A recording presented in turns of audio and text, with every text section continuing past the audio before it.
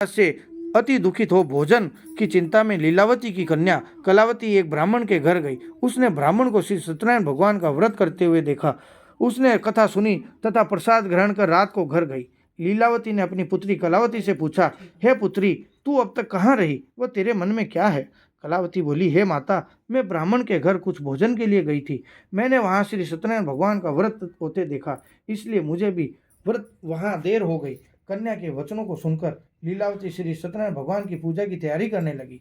उसने परिवार व बंधु बांधवों सहित श्री सत्यनारायण भगवान की पूजा व्रत आराधना की और वर मांगा कि मेरे पति और मेरे दामाद शीघ्र ही घर लौट आवे, और साथ ही अपने अपराधों के लिए भी श्री सत्यनारायण भगवान से क्षमा याचना की। श्री सत्यनारायण भगवान जी ने लीलावती के इस व्रत व पूजन से अत्यंत प्रसन्न हो उन्हें राजा चंद्रकेतु के वो स्वप्न में दर्शन देकर कहा, हे राजन, जिन दो वेश्यों को तुमने बंदी बना रखा है वे निर्दोष हैं। उन्हें प्रातः ही छोड़ दो। उनका सब जो धन तुमने ग्रहण किया है उसे लौटा दो, अन्यथा मैं तेरा धन धान्य राज्य पुत्र आदि सब नष्ट कर दूंगा।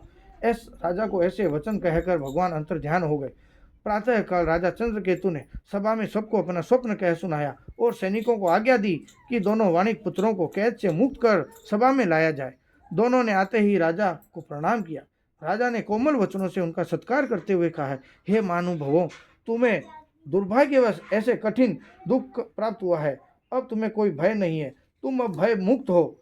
ऐसा कहकर राजा ने उनको नए नए वस्त्राभूषण पहनाए तथा उनका जितना भी धन लिया था उसे दुगना कर लौटाकर आदर से विदा किया। दोनों वैश्य अपने घर को चले दिए। बोलो सत्यनारायण भगवान की जय।